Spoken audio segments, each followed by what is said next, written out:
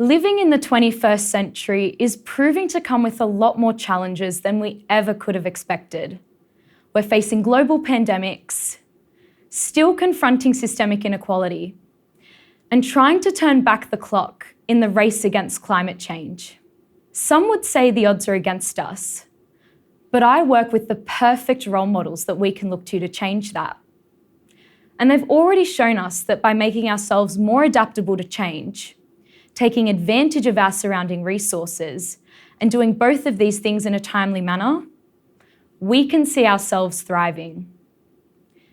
Now, you might be thinking to yourself, who can we model these traits off?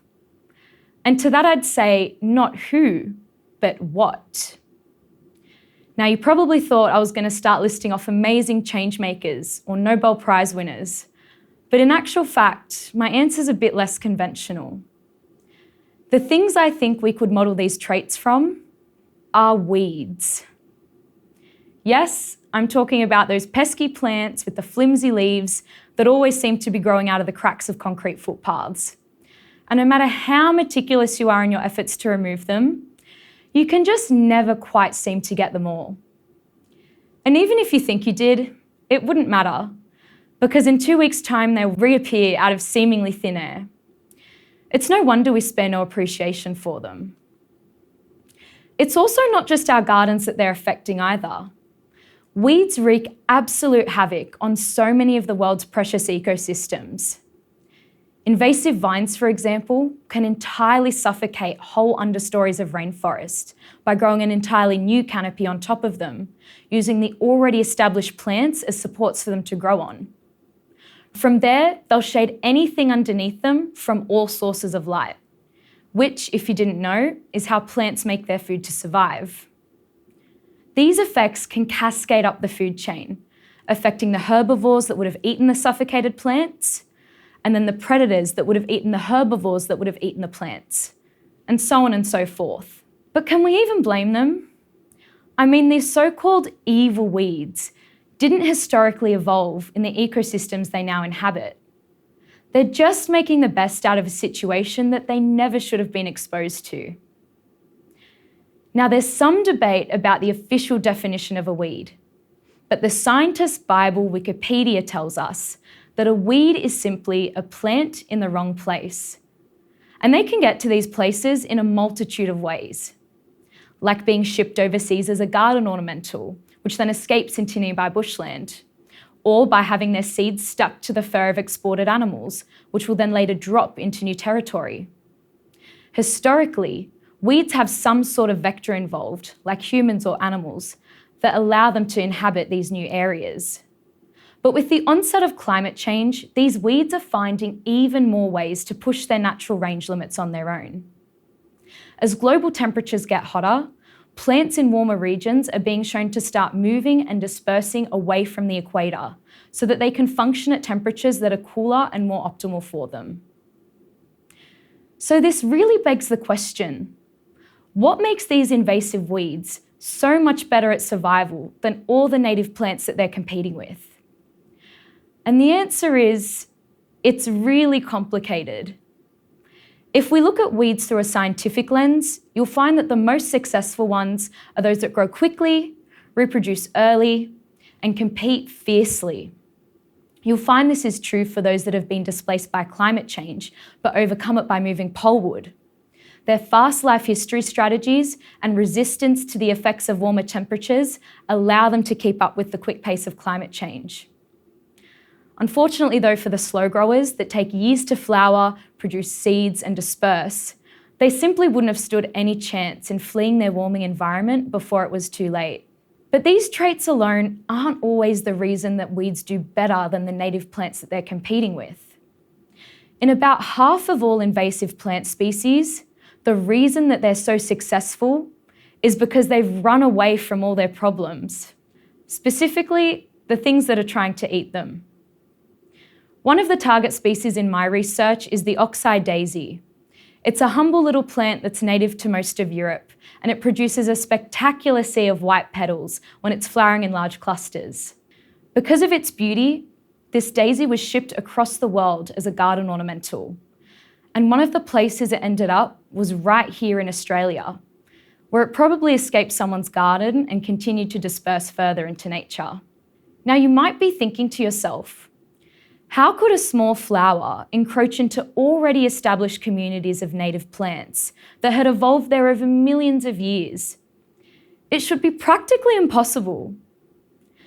But the advantage that this small daisy has over all the other plants is that nothing that would usually eat it lives in Australia.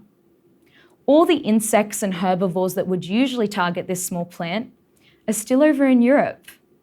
So while the native Aussie plants are busy putting their energy into repairing damage and growing new leaves when things try to eat them, our humble daisy worries about nothing. It's able to grow faster than it would in its native territory because those herbivores aren't here to slow them down, which means it can then reproduce quicker and spread further into their new habitat. Our daisy may have been able to seize its opportunities to spread, but that's only possible because it was able to be pollinated by the insects that live here. No pollinators mean no reproduction, so their story would have ended much sooner had they not been able to overcome that hurdle. But did you know that some plants can do exactly that? They can change the ways in which they reproduce in order to overcome the barriers of not having their specific pollinators around. Or even if they just don't want to wait for their pollinators to show up. They do this by self-fertilizing, and it's been shown to happen at higher rates when a species reaches its native range edges to promote them to expand further. Now, I mentioned before that about only half of invasive plants are succeeding because they're eating less in their introduced environment in comparison to their native habitat. But this leaves some explaining to do for the other 50% of plants. What makes them succeed?